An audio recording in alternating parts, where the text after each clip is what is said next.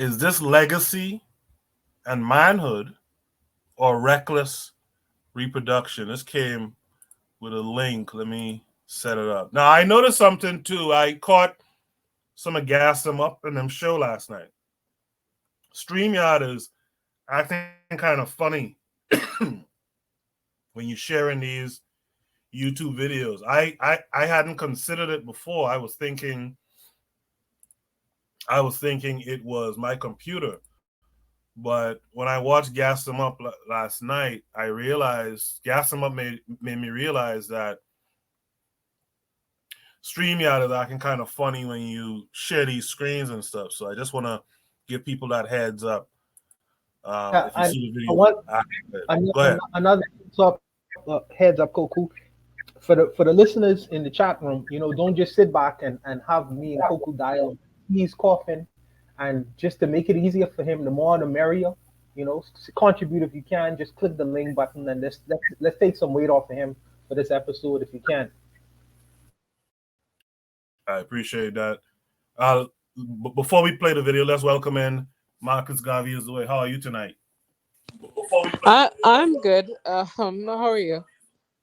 I'm hanging in there. Thanks for joining you need us. You need some good ginger and honey in your backside.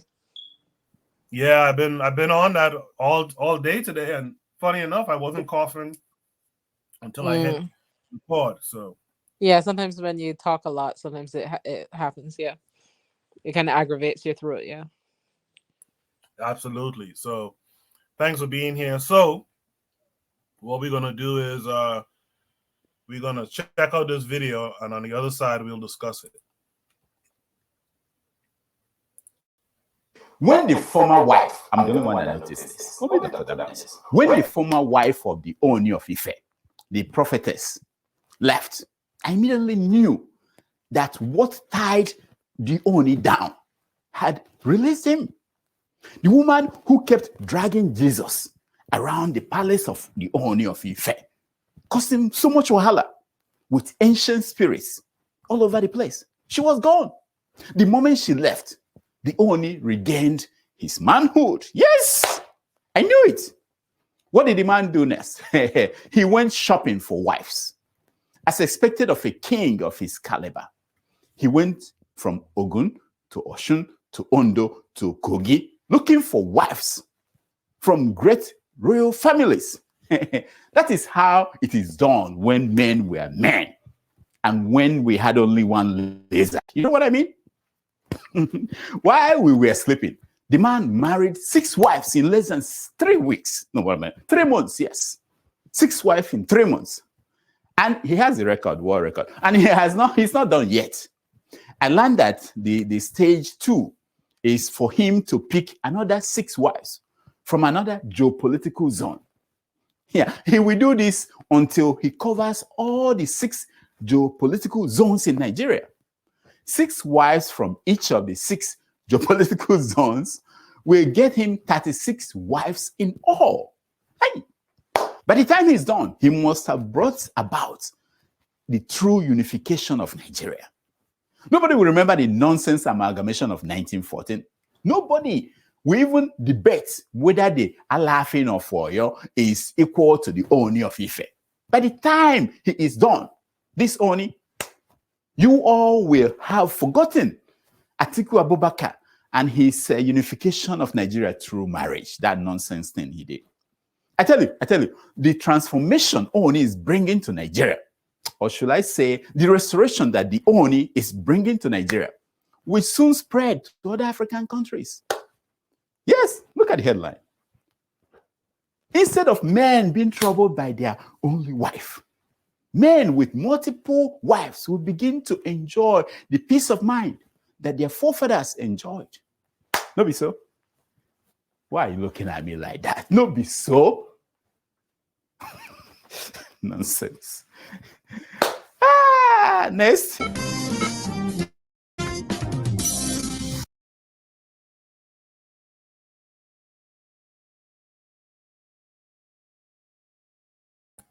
Yeah, that's an interesting video right there. Why that man wearing a stethoscope and a hammer? But anyway, Is this the legacy? Is this legacy and manhood or reckless reproduction? Quick question: is this something that was true, or he's being is it a parody? I think it's true, but he's taking a kind of comical take to it. I Okay. think. I Okay. think. I'm not certain. Yeah. Before we start, let's welcome Gas him up. Gas, how are you this week? Gas, if you're there, your mic is muted. All right, maybe Gas is not there. Marcus Garvey is the way. What say you to what you just saw? Well, I think haters go ahead. If one adult male get together with all of these willing females, who am I to stand in between there and say, they clearly have an agenda and they're following their agenda. They want to marry the man and they understand his purpose and he hasn't coaxed them into it. It seems like everybody's willing participants. So let adults do what they do. I mean, it's better than him being with a bunch of men. Is a man evening out the numbers. We know there are more women than males. He's just doing his part to help society, and he's trying to help on the political aspect as well. So he's killing two birds with one stone, trying to bring unity through politics, and you know, get some women married. I mean, who am I? Okay. Gas, are you there? Nope, Gas is not there. Bueno, what say you to this? Oh, I think I think it's a vanity project. I think that to house all those women at once to me is, I mean, you can, it's no way that you're gonna be able to please 38 women, and not even physically. I'm just saying Right. that to take on the role of a husband, Right. the most wives you would probably need in a lifetime is two wives. I mean, I can't see beyond two wives, and maybe that's just my limitation as a man. I don't see, and I love black women. The more the merrier. But I'm just saying, as far as finances goes, two wives is enough, man. 38 pounds. Come on, that's too much. That's too much. That's a vanity project. That's to say, hey, look at me, look how I could house. And pimps do that. Pimps do that. There are Okay, many men but who Wanda, he try. could be a And whole what's gonna he could be a whole stamina daddy. Who are you to know he ain't a stamina daddy? he could be. He could. Hey, he could be. He could. Not in the same night though. Not 15 in the same night though. 15 might be very just like, yeah, you're in one night. Nah, man. Nah, that's too much. Yes, man. I don't care how much Guinness stout he drink. I don't care how much Guinness stout he drink. He can't manage that. He can't manage that. So I would just take my time. And to me, that's a vanity project. That's to say, look at me, look what I can do. And I don't see the reasoning behind that. Like he said, he's doing it for the purpose of unifying, I guess, Nigeria or whatever. But I just think it's a vanity project from my purview. Also, when you take up all these women, right? Let's say you have it like that economically. When you take up all these women, what happens to the younger men who don't have what you have and can't, you know what I mean? Like, what happens to the younger men in this situation? Doesn't that create a problem? Doesn't that create a vacuum, which then creates a bigger problem for the society? Oh, Anyone what's can. gonna happen is, let me tell you what's gonna happen. Oh, sorry, Barbados. I go. What's gonna happen is maybe 30 of them with this vanity project, when they get pregnant, quote unquote pregnant. I glad I don't know if they have DNA tests in Nigeria. Them same young men gonna end up boning them wives and then they can put that jacket on this fool who want to have or be responsible for the 38. So a bunch of them can get pregnant by other men, and then he gonna have to wear their jacket. That's what gonna happen to them. Yeah, I Let's not feel you on speak. that. That's Let's kind of not inevitable. speak evil. Let's not speak evil on this man's plans. No, it's not about him per se, but just in general, those types of vacuums that he's creating there. But Tend. Coco, how you know that that one inspired younger men to want to have the same thing? So now you have another maybe 15 other women, even off the imbalance of male to female. I mean, if China can go as far as to kill babies to only have one, nothing is wrong if Africa a man marries 15 women to even off male to female ratios. I mean, people do what they got to do. Marriage and some extra sex ain't gonna hurt nobody.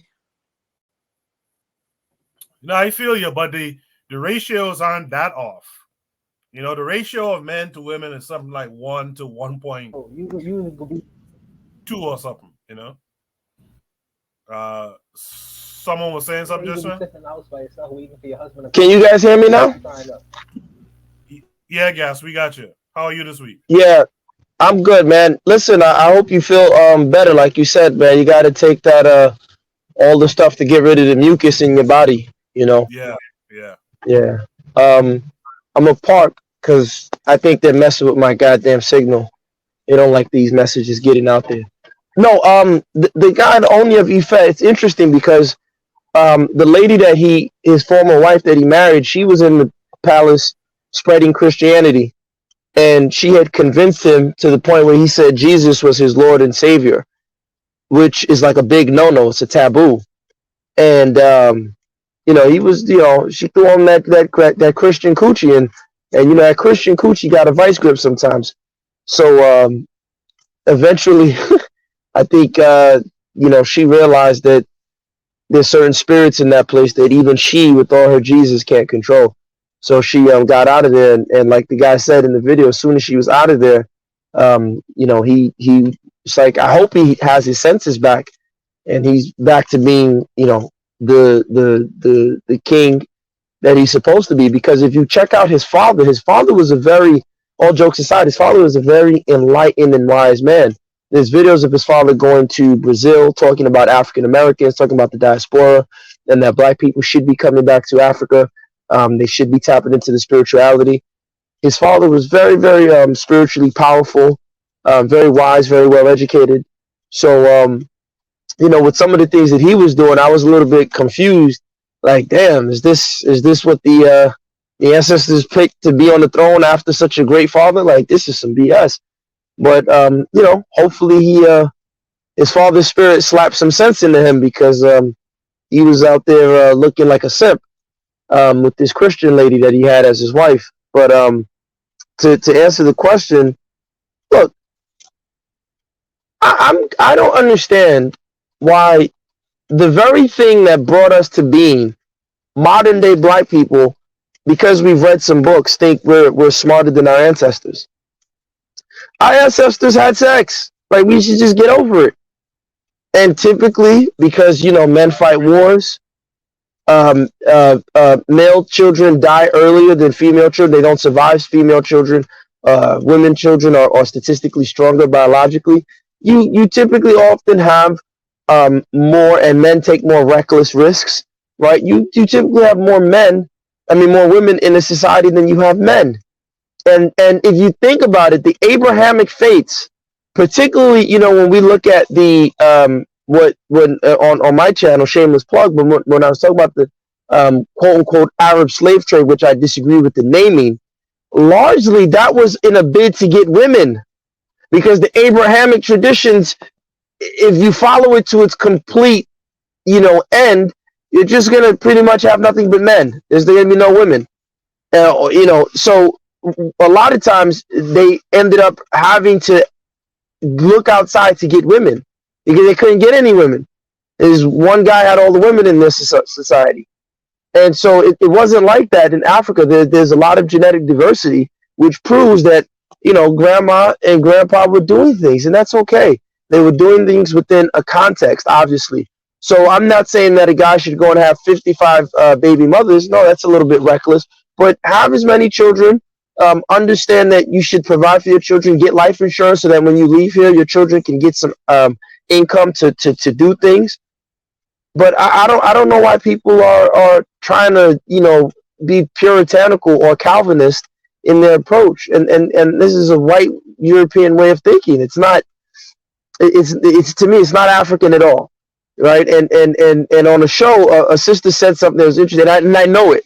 She said, "Not everything African was good." Well, you know, I don't know about good or bad, but it just proved to me that, as I say, if you scratch certain people deep enough, and then this was a Pan-African person, or as they claim, if you scratch them deep enough, what they're really looking for is, you know, European success with blackface, or European, you know, constructions with blackface. But that's all I wanted to add to that about the Oni of Ife. Yeah, I agree with that, Gas. I found myself in the past, you know, forming those words to say, well, not everything Africans did was correct, and my mind snapped and told me, hey, well, what are you doing? What are you doing? Whatever it was that we were doing, it was our doing. It's what we did. And to judge it by some European standard of morality or whatever it is a mistake on our part. Whatever we were doing is what we were doing. We got to look into what we were doing. And you know, one of these days, I like, maybe it's Gas or someone else, but someone who's from the ground there, to talk about, you know, their family histories, or, you know, maybe not their exact family histories, but just talk about, like, what was the way that they did things in terms of, you know, marriage and polygamy and all this kind of stuff. You know what I mean? Well, you know, Koku, to quickly add to what you just said, Tan and I were having a conversation, and people try to, you know, make it seem as if what the Western has created is just this novel thing. The Western is created based on nonsense, right? So you look at Cesare Borgia, his father was the Pope, right? And so because of that, people were seeing the corruption. And so they said, no, the priest can't have a family, which, you know, so now, of course, that sexual energy has to go somewhere, and we know where it ended up, right? I don't want to talk about that. But right. They had the Western system, I think it's primogenitor or promogenitor, I can't pronounce the word, but basically all the assets go to the firstborn son, and everybody else is a bastard. That was something that they specifically created. So in a way, wealth was concentrated only in the hands of one individual, being the first son. And so every woman strived towards that, and making sure you have a firstborn son for your husband, because if you didn't, it was pretty much a waste of time, and the legacy would go maybe to another male in his family, his assets. And so, in a way, if you look at just economically speaking, what happens to the other children that he has? Well, those children fall by the wayside. So we see the success because we're ignoring the outliers. We're ignoring the other children who, you know, to hell with you, you're a bum. You didn't come out of my testicles first. Only the firstborn son gets everything. And that's the Western system. And people today, instead of analyzing that, are trying to sit there to look, like you said, upon their ancestors with an evil or a bad eye, as they say in the Caribbean, as opposed to say, well, let's understand why the West was able to get to where they were able to get to, right? Right. But Gaston, keep in mind that you talk about the Pope, but keep in mind also, like, the king. Like, remember when the king wanted many wives, he didn't have, like, the African king would marry 20 wives at a time. But when the King James, I think, wanted multiple wives, what they did, kill them. Yeah, when you either divorce or kill, hang them, whatever. So the Europeans would not allow multiple wives in one setting, unless they get rid of them. But if an African king had 36 wives, and you notice that we were all fine when we heard the story of David and Solomon with about 100 and 300 wives and 200 concubines and all that stuff. But all of a sudden, when it comes to Africa, a little measly 20 wives seem like too much for a man to handle. Men just sleep around. I think 36 wives will be fine. I want to offer some contrast to the conversation, because hello, can you hear me? Yes, sir. Go ahead. Yes. Hello? Yes, sir. Yeah, I just wanted to offer some contrast to the conversation because I don't necessarily think that I am being anti-African because it to You're say being a that hater, it's Buona. nothing wrong. No, give me a minute. Just hear me out. Yeah, no, Hear I'm me out. kidding. Hear Go me ahead. out. Hear me out. I don't think that I am. No, I know. I know. I don't think that I'm being anti-African by saying that in me engaging in a monogamous relationship or a relationship that entails that my father is present and not only comes around every 5 months or 3 months or 2 weeks because he's on rotation. You see, with 38 wives, he's on rotation. So he comes around like a politician, and I rarely get a chance to have a private moment with him or access to him because he has to entertain so many other people and so many other people's kids. I would like to have a private moment or have private access to my father because I feel like within that time, he has the ability to exchange personal pieces of information via lived experience that I feel that I could have a lot of benefit from.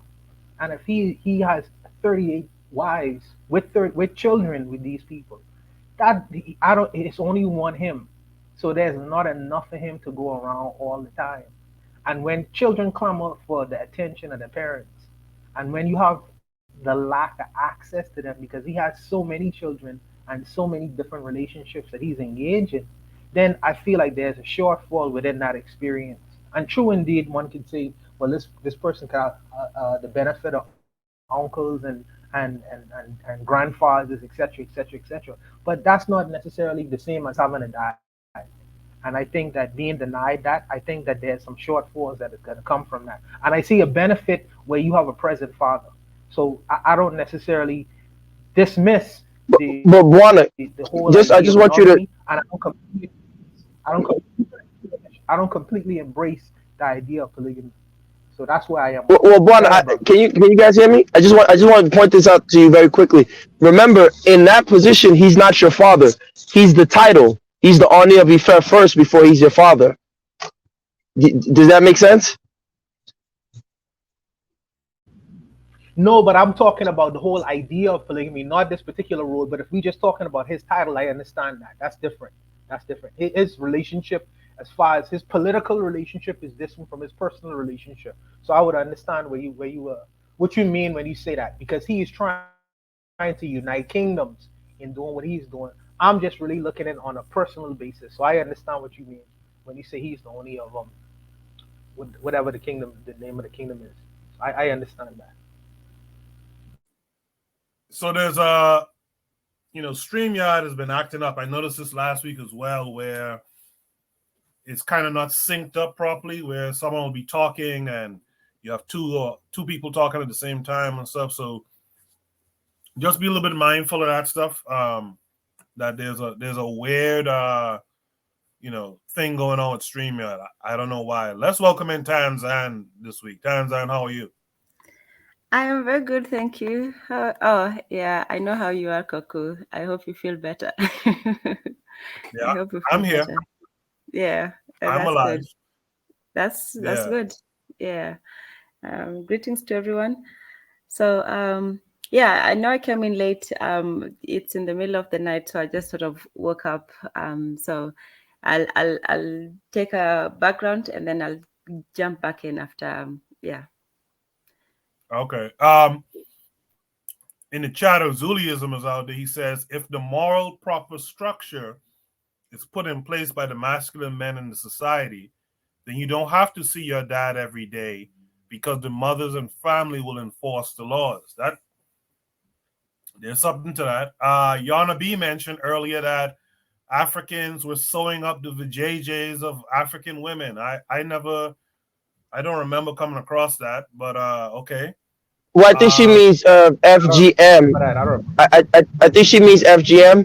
And one, Yana, most of the people who did FGM were actually the women doing it to themselves. But then keep in mind, Yana, you have no problem with male circumcision, right? And I'm not saying that I think female circumcision is okay or wrong. I don't have a dog in the fight, but I just find it interesting. Again, this is just this Western thing. Anything that happens to women is just hysterics, and we have to cry and kill ourselves and jump off buildings. But when men get circumcised, no one says anything. It's just it's crazy. Like I don't know. I'll stop talking. No, it's interesting that you said that, Gas, because I saw a tweet. I want to say it's from Shez Sade, and she asked the question of is male circumcision is male circumcision genetic mutilation? Yep. And Genital and, mutilation. and people didn't know how to respond. People didn't know how to respond. When you talk about it with women, everyone will say yes quickly. But with men, not so much. Athrazer, hold on a second, let me cough. Athrazer says it's always difficult for cultures to come up with a standard. Many people have different standards. Many cultures have conflicting standards. Who is to determine which is quote unquote correct, healthy, or right? You know, it's funny, Athrazer, you're one of the folks I saw in the chat here before, or maybe it was with Oni's show, who said not everything Africans did was right. You know what I mean? So and by the way, shout out to Bobby E. Wright. I know he said he wasn't feeling well earlier, so I hope you feel better too, brother. By the way, hit the like button for me, please. Hit the like button, show that you were here. Urzuli says, fire, Gas, tell them. I was about to say the same thing. Women want the men to be circumcised. They don't look at it as mutilation. Any last words to what Urzuli had to say or what Gas just said? Yeah. Firstly, about that whole FGM. FGM was practiced in a very small, number of communities, and some of those was also, related to, to religion, especially Islam, when they wanted the women to be chaste. I'm not saying that all of it was, foreign, but it's much less of an issue than people seem to think. It's not like the whole of Africa is just running around chopping off cleats and stuff. And then the other thing with the male circumcision, it's not so much about the mutilation as it is about the initiation. Every tribe has its own, painful rite to go through. So yeah, some people did that. Some people, did scarification or branding or other physical challenges. So the issue is not so much whether it's being mutilated; it's for what use, and that's the difference between African circumcision and, let's say, the religious one, is because it was used as a test for manhood, not so much as I don't know why they do it in the Jews. What does it mean for an 80-year-old child? It doesn't mean anything, and then by the time they're old enough, they don't know what it means anyway. So that to me had left less of a significance. For example, one tribe, they did that to boys around the age of 12 years old, and the whole community was actually there to witness it. Another tribe that does FGM, one of the few, they say that the women do it for it to actually increase pleasure rather than reduce it. Some people say that it's to curb female sexuality, but the one person from that tribe said that they have been doing it to actually increase it. So who knows? The reasons why people do things is theirs, and we should know the reasons rather than look at it and say, oh, well, it's barbaric, it's this or that. You should understand the reasons why people do it. So it's not, I don't think one is worse than the other. I don't think, cutting off the tip is necessarily mutilation. It is, but it's no worse or better than, scarification or other painful procedures. Yeah. Okay. How's Kenya, by the way? Zuli wants to know. Oh, beautiful.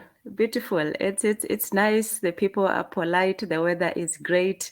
The scenery is just wonderful. So yeah. Oh, yeah. Lord.